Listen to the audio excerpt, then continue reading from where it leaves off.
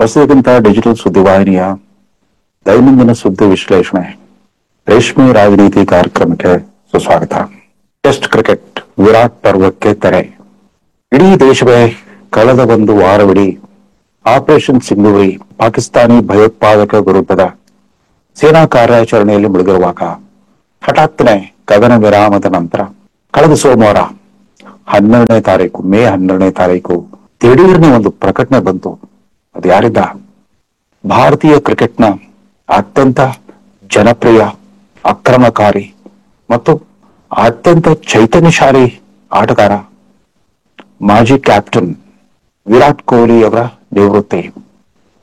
ಯುದ್ಧಕಾಲೇ ಶಸ್ತ್ರಾಭ್ಯಾಸ ಅಂತಾರೆ, ಯುದ್ಧಕಾಲೇ ಶಸ್ತ್ರತ್ಯಾಗ ಮಾಡಿದ್ದಾರೆ ವಿರಾಟ್ ಕೊಹ್ಲಿ.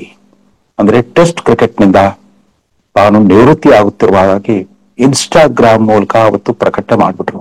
ವಿರಾಟ್ ಕೊಹ್ಲಿಯ ಈ ಘೋಷಣೆ, ನಿವೃತ್ತಿ ಘೋಷಣೆ ನಿರೀಕ್ಷಿತವೇ ಆಗಿತ್ತು. ಆದ್ರೆ ಯಾವಾಗ ಮಾಡ್ತಾರೆ ಅನ್ನೋದ್ರ ಬಗ್ಗೆ ಯಾರಿಗೂ ಒಂದು ಅಂದಾಜಿರ್ಲಿಲ್ಲ. ಯಾತಕ್ಕೆ ಅಂತಂದ್ರೆ ಇದಕ್ಕೂ ಮೊದಲು ಒಂದು 2 ವಾರದ ಹಿಂದೆ ಅವರ ಮತ್ತೊಬ್ಬ ಸಹೋದ್ಯೋಗಿ, ಸಮಕಾಲೀನ ಸಹೋದ್ಯೋಗಿ ಆಟಗಾರ ರೋಹಿತ್ ಶರ್ಮಾ, ಮತ್ತೊಬ್ಬ ಭಾರತೀಯ ತಂಡದ ಕ್ಯಾಪ್ಟನ್ ರೋಹಿತ್ ಶರ್ಮಾ ಕೂಡ ಟೆಸ್ಟ್ ಕ್ರಿಕೆಟ್ಗೆ ವಿದಾಯ ಹೇಳಿದ್ರು. ಇದೀಗ ವಿರಾಟ್ ಕೊಹ್ಲಿಯ ಸರದಿ. ವಿರಾಟ್ ಕೊಹ್ಲಿಯ ಕೊಡುಗೆ ಏನು ಭಾರತದ ಟೆಸ್ಟ್ ಕ್ರಿಕೆಟ್ಗೆ?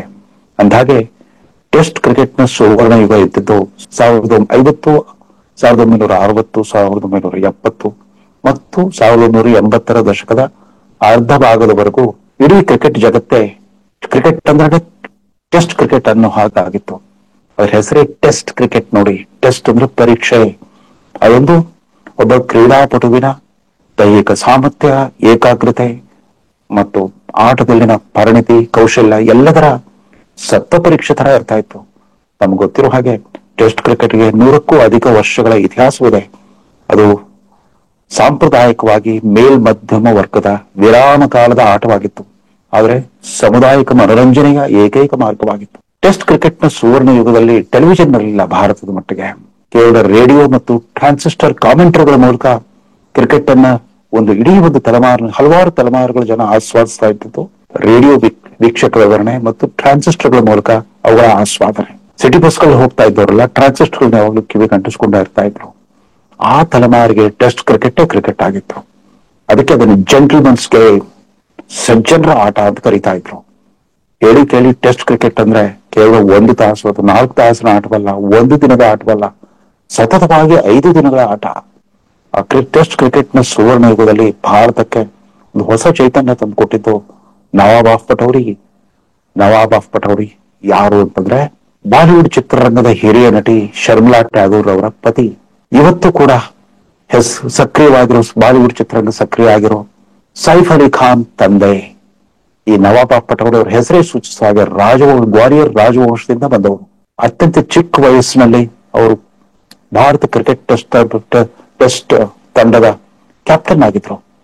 ಅವರ ಕಾಲದಲ್ಲಿ ಭಾರತದ ಕ್ರಿಕೆಟ್ ಸದ್ಯ ಡ್ರಾ ಮಾಡ್ಕೊಂಡ್ರೆ ಸಾಕು ಅನ್ನೋ ಮನಸ್ಥಿತಿಯಲ್ಲಿ ಇರ್ತಾ ಇತ್ತು. ಸೋಲಿದ್ರೆ ಸಾಕು, ಡ್ರಾ ಮಾಡ್ಕೊಂಡ್ರೆ ಸಾಕು.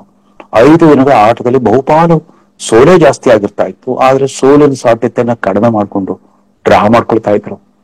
ನವಾಬ್ ಆಫ್ ಪಟೌಡಿಯವರ ನಾಯಕತ್ವದ ಭಾರತ ತಂಡ ಗೆಲುವಿನ ಪ್ರಮಾಣ 27% ಮಾತ್ರ. ಬಹುಪಾಲು ಪಂದ್ಯಗಳಲ್ಲಿ ನಾವು ಸೋತಿರ್ತಿದ್ವಿ ಅಥವಾ ಡ್ರಾ ಮಾಡ್ಕೊಂಡಿರ್ತಾ ಇದ್ವಿ. ಅದರಲ್ಲಿ ಆದ್ರೆ ಆ ಕಾಲದ ವಿಶೇಷತೆ ಏನಂತಂದ್ರೆ ಭಾರತದಲ್ಲಿ ಕ್ರಿಕೆಟ್ ಆಡ್ಬೇಕು ಅಂತ ಬಯಸ್ತಾ ಇದ್ದ ಹುಡುಗರೆಲ್ಲ ಸ್ಪಿನ್ ಬೌಲರ್ಗಳಾಗ್ಲಿಕ್ಕೆ ಆಸೆ ಪಡ್ತಾ ಇದ್ರು. ಬ್ಯಾಟಿಂಗ್ ನಲ್ಲಿ ಅಂತ ರೋಮಾಂಚನ ಇರ್ತಿರ್ಲಿಲ್ಲ ಆ ಕಾಲದಲ್ಲಿ.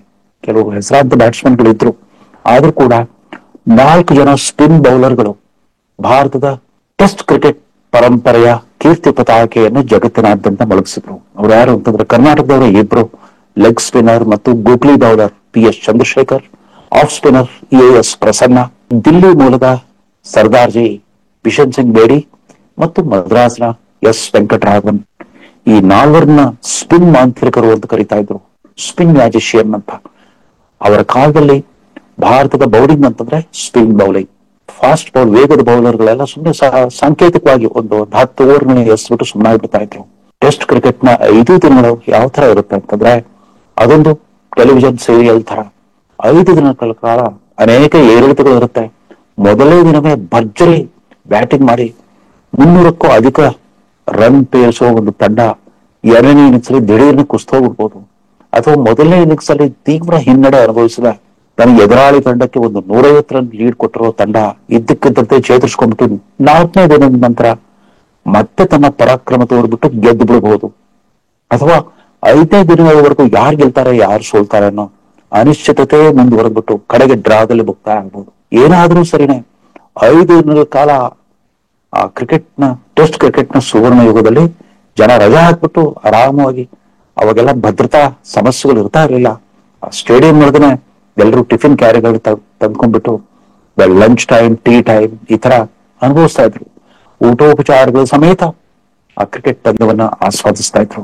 ಆದ್ರೆ ಟೆಸ್ಟ್ ಕ್ರಿಕೆಟ್ ನಲ್ಲಿ ಹಣ ಇರ್ತಿರ್ಲಿಲ್ಲ. ಅವರೆಲ್ಲ ಬಹುತೇಕ ಹೆಸರಾಂತ ಟೆಸ್ಟ್ ಆಟಗಾರರು, ಅವ್ರಿಗೆಲ್ಲ ಪದ್ಮಶ್ರೀ ಪದ್ಮಭೂಷಣ ಪ್ರಶಸ್ತಿ ಬಂದ್ರು ಕೂಡ ಅವರೆಲ್ಲ ಯಾವುದೋ ಬ್ಯಾಂಕ್ ಉದ್ಯೋಗಿಗಳಾಗಿರ್ತಿದ್ರು, ರೈಲ್ವೆ ಉದ್ಯೋಗಿಗಳಾಗಿರ್ತಿದ್ರು. ನವಾಬ ಪಟೌಡಿ ತರ ವಂಶ ಪಾರಂಪರ್ಯವಾಗಿ ಶ್ರೀಮಂತಿಕೆ ಇದ್ದವ್ರು ಮಾತ್ರ ಶ್ರೀಮಂತರಾಗಿರ್ತಾ ಇದ್ರು. ಅವರೆಲ್ಲ ಬಹುಪಾಲು ನಗರವಾಸಿಗಳು. ಅದರಲ್ಲೂ ಕೂಡ ಮುಂಬೈ, ಬೆಂಗಳೂರು, ಮದ್ರಾಸ್, ಕಲ್ಕತ್ತಾ ಮತ್ತು ದಿಲ್ಲಿಯ ಆಟಗಾರರೇ ಕ್ರಿಕೆಟ್ ನಲ್ಲಿ ಇರ್ತಾ ಇದ್ರು. ಕ್ರಮೇಣ ಆ ಚಿತ್ರಣ ಬರ್ತಾಯಿತು. 80ರ ದಶಕದಲ್ಲಿ ಒಂದು ದಿನದ ಕ್ರಿಕೆಟ್ ಬಂತು. ಅಂದ್ರೆ 50 ಓವರ್ಗಳ ಹಗಲು ರಾತ್ರಿ ನಡೆಯುವ ಕ್ರಿಕೆಟ್. ಕೆಂಪು ಚೆಂಡಿನ ಬದಲು ಬಿಳಿ ಚೆಂಡಿನ ಬಳಕೆ ಶುರು ಮಾಡಿದ್ರು. ಆ ಯುಗದಲ್ಲಿ ಆ 50 ಓವರ್ ಕ್ರಿಕೆಟ್ ನಲ್ಲಿ ಮಿಂಚಿದವರು ಕಪಿಲ್ ದೇವ್. ಹರಿಯಾಣದ ಸಣ್ಣ ಪಟ್ಟಣದಿಂದ ಬಂದ ಕಪಿಲ್ ದೇವ್ ಭಾರತದ ಕ್ರಿಕೆಟ್ಗೆ ಒಂದು ಹೊಸ ತಿರುವನ್ನೇ ಕೊಟ್ಬಿಟ್ರು. ಕೇವಲ ಮೆಟ್ರೋಪಾಲಿಟನ್ ಸಿಟಿಗಳಿಂದ ಹೊರಹೊಮ್ತಾ ಇದ್ದ ಕ್ರಿಕೆಟ್ ತಾರೆಗಳಿಗೆ ಸವಾಲು ಹಾಕೋ ರೀತಿಯಲ್ಲಿ ಹೊರಹೊಮ್ಮಿದ್ರು ಈ ಕಪಿಲ್ ದೇವ್. ಅದರಲ್ಲೂ ವರ್ಲ್ಡ್ ಕಪ್ ಕ್ರಿಕೆಟ್ ನಲ್ಲಿ ಮೊಟ್ಟ ಮೊದಲ ಬಾರಿಗೆ 1983ರಲ್ಲಿ ಭಾರತಕ್ಕೆ ವಿಶ್ವಕಪ್ ತಂದುಕೊಟ್ಟ ಕೀರ್ತಿ ಕಪಿಲ್ ದೇವ್ ಅವರದ್ದು. ಕ್ರಮೇಣ ಈ ಒಂದು ದಿನದ ಕ್ರಿಕೆಟ್ಗೆ ಪ್ರತಿಸ್ಪರ್ಧಿಯಾಗಿ ಬಂದಿದ್ದು ಈ 20 ಓವರ್ಗಳ ಕ್ರಿಕೆಟ್. ಕೇವಲ 4 ತಾಸು ಮುಗಿದಾಗ ಈ ಆಟ ಇವೆಲ್ಲ ಈ ಬರ್ತಾ ಬರ್ತಾ ಜಾಗತೀಕರಣದ ಯುಗ ಶುರು ಆಗ್ಬಿಡ್ತು. ಜನರೆಲ್ಲ ತುಂಬಾ ಬಿಸಿ ಆಗ್ಬಿಟ್ರು. ಅನೇಕ ವೈವಿಧ್ಯಮಯ ಉದ್ಯೋಗಗಳಲ್ಲಿ ತೊಡಗಿಸ್ಕೊಂಡ್ರು. ಹೀಗಾಗಿ 5 ದಿನಗಳ ಟೆಸ್ಟ್ ಕ್ರಿಕೆಟ್ ನೋಡ್ಲಿಕ್ಕೆ ಬೇಕಾದಂತ ಸಮಯವಾಗ್ಲಿ, ವ್ಯವಧಾನವಾಗ್ಲಿ, ತಾಳ್ಮೆ ಆಗ್ಲಿ ಇರ್ತಾ ಇರಲಿಲ್ಲ. ಹೀಗಾಗಿ ಮೊದಲು ಒಂದು ದಿನದ ಕ್ರಿಕೆಟ್ಗೆ ಹೊಂದ್ಕೊಂಡಿದ್ದ ಜನ ಬರ್ತಾ ಅದಕ್ಕೂ ಸಹನೆ ಕಳ್ಕೊಂಡ್ಬಿಟ್ಟು ಕೇವಲ ಈ 20 ಓವರ್ಗಳ T20 ಕ್ರಿಕೆಟ್ ನ ಪ್ರೋತ್ಸಾಹಿಸ್ಲಿಕ್ಕೆ ಶುರು ಮಾಡ್ಬಿಟ್ರು. ಈ T20 ಕ್ರಿಕೆಟ್ ಬರ್ತಾ ಇದ್ದಾಗನೆ ಕ್ರಿಕೆಟ್ ಕೇವಲ ಆಟವಾಗದೆ ದೊಡ್ಡ ವ್ಯಾಪಾರಿ ಚಟುವಟಿಕೆ ಆಗೋಗ್ಬಿಡ್ತು. ಜಾಗತೀಕರಣದ ಆ ಮುಕ್ತ ಮಾರುಕಟ್ಟೆ ಆರ್ಥಿಕ ವ್ಯವಸ್ಥೆಯಲ್ಲಿ ಕ್ರಿಕೆಟ್ ಒಂದು ಬ್ರ್ಯಾಂಡ್ ಬಂದ್ಬಿಡ್ತು. ಕ್ರಿಕೆಟ್ ಆಟಗಾರರೆಲ್ಲ ಜಾಹೀರಾತಿನ ಮೂಲಕ ಕೋಟ್ಯಂತರ ರೂಪಾಯಿ ಸಂಭಾವನೆ ಪಡ್ಲಿಕ್ಕೆ ಶುರು ಮಾಡ್ಬಿಟ್ರು. BCCI ಭಾರತೀಯ ಕ್ರಿಕೆಟ್ ನಿಯಂತ್ರಣ ಮಂಡಳಿ ಇಡೀ ಪ್ರಪಂಚದ ಅತ್ಯಂತ ಶ್ರೀಮಂತ ಕ್ರೀಡಾ ಸಂಸ್ಥೆ ಆಗೋಗ್ಬಿಡ್ತು. ಈ ಯುಗದಲ್ಲಿ ಅರಳಿದವರು 3 ಜನ ಕ್ಯಾಪ್ಟನ್ಗಳು. ಒಬ್ರು ಸೌರವ್ ಗಂಗೂಲಿ, ಮತ್ತೊಬ್ರು ಮಹೇಂದ್ರ ಸಿಂಗ್ ಧೋನಿ, ಆಮೇಲೆ ವಿರಾಟ್ ಕೊಹ್ಲಿ. ಇವ್ರ ಪೈಕಿ ಗೆಲುವಿನ ಪ್ರಮಾಣದ ದೃಷ್ಟಿಯನ್ನು ನೋಡಿದ್ರೆ ಸೌರವ್ ಗಂಗೂಲಿ ಬಂದಾಗ ಭಾರತದ ಗೆಲುವಿನ ಪ್ರಮಾಣ 43% ಇತ್ತು. ಮಹೇಂದ್ರ ಸಿಂಗ್ ಧೋನಿ ಕಾಲದಲ್ಲಿ ಅದು 45% ಆಯಿತು. ರೋಹಿತ್ ಶರ್ಮಾ ಕಾಲದಲ್ಲಿ ಅದು 50% ಆಗಿತ್ತು. ಈ ವಿರಾಟ್ ಕೊಹ್ಲಿ ಕಾಲದಲ್ಲಿ ಅದು 59% ಆಯ್ತು. 58.85%. ಅವರು ಕ್ಯಾಪ್ಟನ್ ಆಗಿ ಭಾರತ ತಂಡವನ್ನ ಮುನ್ನಡೆಸಿದ 68 ಪಂದ್ಯಗಳ ಪೈಕಿ 40 ಪಂದ್ಯಗಳಲ್ಲಿ ಭಾರತ ಗೆದ್ದಿತ್ತು. ಅವರು ಟೆಸ್ಟ್ ಕ್ರಿಕೆಟ್ ನ ಸರ್ವಕಾಲಿಕ ತಾರೆಗಳಾದ ಸಚಿನ್ ತೆಂಡೂಲ್ಕರ್, ಗವಾಸ್ಕರ್, ರಾಹುಲ್ ದ್ರಾವಿಡ್ರಷ್ಟು ಸೆಂಚುರಿಗಳನ್ನು ಬಾರಿಸಿಲ್ಲ. ಈತ ಆಡಿದ್ದು 123 ಟೆಸ್ಟ್ ಪಂದ್ಯಗಳು. ಅದರಲ್ಲಿ 68 ಪಂದ್ಯಗಳನ್ನ ಕ್ಯಾಪ್ಟನ್ ಆಗಿ ಆಡಿದ್ರು ವಿರಾಟ್ ಕೊಹ್ಲಿ. 123 ಟೆಸ್ಟ್ ಪಂದ್ಯಗಳಲ್ಲಿ ಅವ್ರು ಗಳಿಸಿದ್ದು ಕೇವಲ 9,230 ರನ್ಗಳು ಮಾತ್ರ. ಬಾರಿಸಿದ್ದು ಕೂಡ ಕೇವಲ 30 ಸೆಂಚುರಿ. ಇವ್ರಿಗಿಂತ ಹೆಚ್ಚಿನ ರನ್ ಗಳಿಸಿದ್ದು ಸಚಿನ್ ತೆಂಡೂಲ್ಕರ್, ಸುನಿಲ್ ಗವಾಸ್ಕರ್ ಮತ್ತು ರಾಹುಲ್ ದ್ರಾವಿಡ್. ಅವ್ರು 3 ಕೂಡ ಇವ್ರಿಗಿಂತ ಹೆಚ್ಚಿನ ಸೆಂಚುರಿಗಳನ್ನು ಬಾರಿಸಬಹುದು. ಆದ್ರೆ ವಿರಾಟ್ ಕೊಹ್ಲಿ ವಿಶೇಷತೆ ಏನಂತಂದ್ರೆ ಈ ಜೆಂಟಲ್ಮನ್ಗೆ ಸಮಾಧಾನ ಚಿತ್ತದಿಂದ, ಅತ್ಯಂತ ಸ್ಥಿತಭದ್ರತೆಯಿಂದ, ತಾಳ್ಮೆಯಿಂದ ಆಡ್ತಾ ಇದ್ದ ಈ ಟೆಸ್ಟ್ ಕ್ರಿಕೆಟ್ಗೆ ಈ T20 ಕ್ರಿಕೆಟ್ ನ ಆಕ್ರಮಣಶೀಲತೆಯನ್ನು ತಂದ್ರು. ಗೆಲ್ಲೋ ಹಠ ಮತ್ತು ಛಲವನ್ನ ತಂದ್ರು.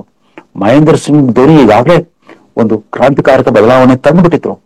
ಯಾವುದೋ ಸ್ಮಾಲ್ ಟೌನ್ ಬಾಯ್, ಯಾವುದೋ ಸಣ್ಣ ಊರು, ರಾಂಚಿ ಅಂತ ಒಂದು ಸಣ್ಣ ಊರಿನಿಂದ ಒಂದು ಕೆಳಮಧ್ಯಮ ವರ್ಗದ ಹುಡುಗನಾಗಿ ಒಬ್ಬ ಭಾರತೀಯ ರೈಲ್ವೆಯಲ್ಲಿ ಟಿಕೆಟ್ ಕಲೆಕ್ಟರ್ ಆಗಿದ್ದ ಮಹೇಂದ್ರ ಸಿಂಗ್ ಧೋನಿ ಭಾರತೀಯ ಕ್ರಿಕೆಟ್ ತಂಡಕ್ಕೆ ತಂದ ಪರಿವರ್ತನೆ ಬಹಳ ಗುಣಾತ್ಮಕವಾಗಿ ಅದ್ಭುತವಾಗಿತ್ತು.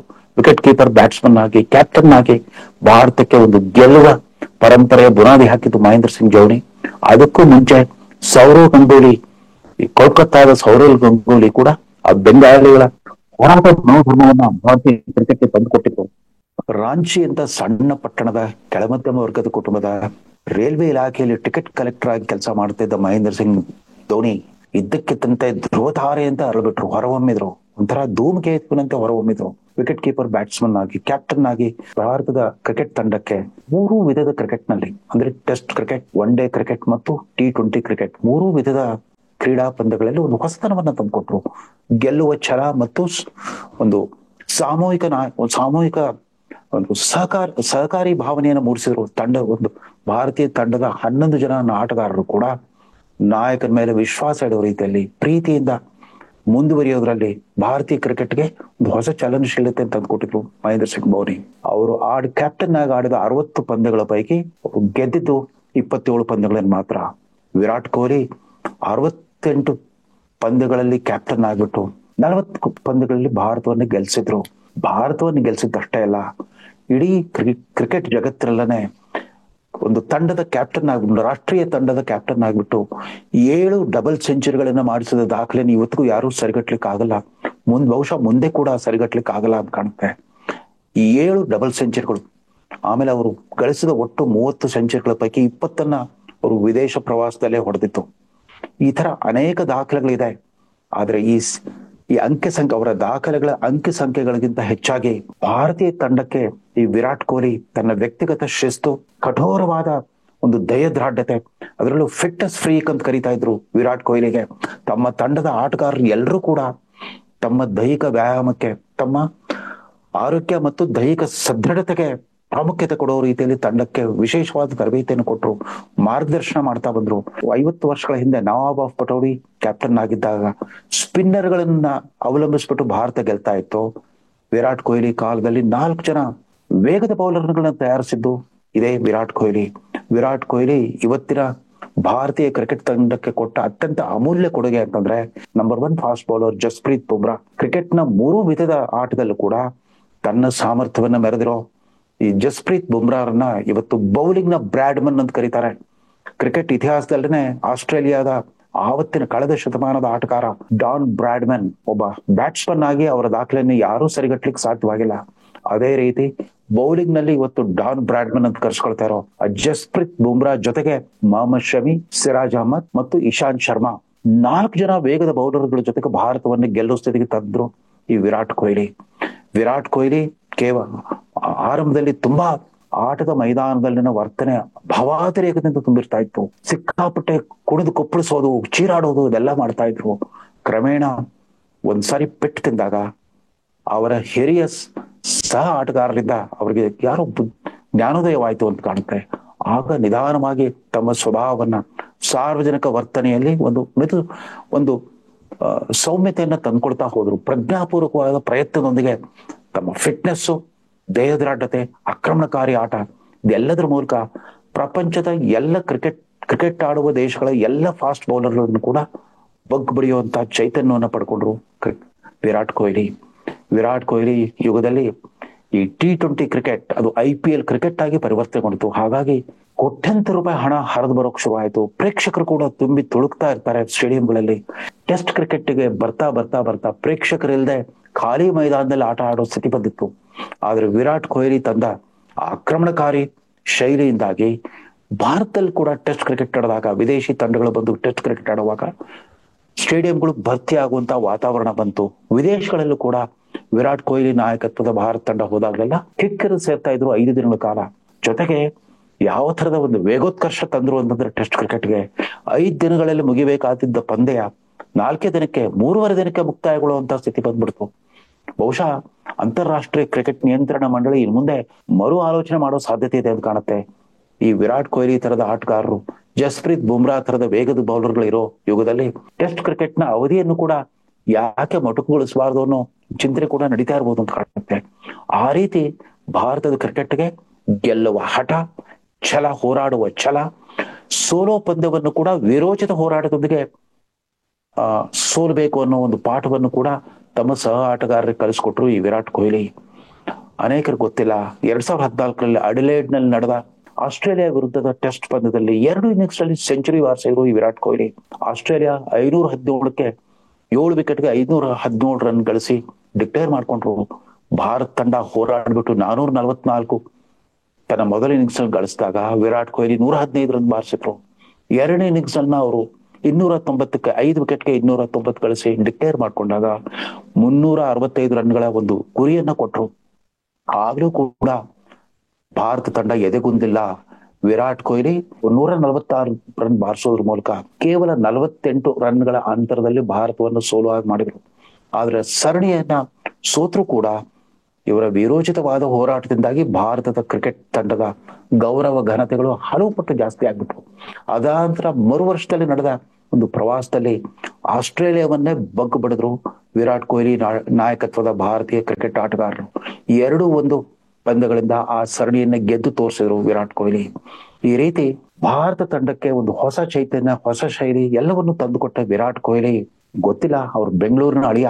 ಅವರು ಮದುವೆ ಆಗಿದ್ದು ಕೂಡ ಬಾಲಿವುಡ್ ಚಿತ್ರರಂಗದ ನಟಿ ಮತ್ತು ಇವತ್ತು ನಿರ್ಮಾಪಕಿ ಕೂಡ ಆಗಿರುವ ಅನುಷ್ಕಾ ಶರ್ಮಾ, ಭಾರತೀಯ ಸೇನಾಪಡೆಯ ನಿವೃತ್ತ ಅಧಿಕಾರಿಯ ಮಗಳಾದ ಅನುಷ್ಕಾ ಶರ್ಮಾ ಮೌಂಟ್ ಕಾರ್ಮೆಲ್ ಕಾಲೇಜಿನ ವಿದ್ಯಾರ್ಥಿನಿ. ಬಾಲಿವುಡ್ ಚಿತ್ರರಂಗದ ಈ ಗ್ಲಾಮರ್ ಜೊತೆಗೆ ಮದುವೆ ಆದ ವಿರಾಟ್ ಕೊಹ್ಲಿ ಅದಾದ ನಂತರ ಒಂದು ಮಗುವಿನ ತಂದೆ ಕೂಡ ಆದ್ರು.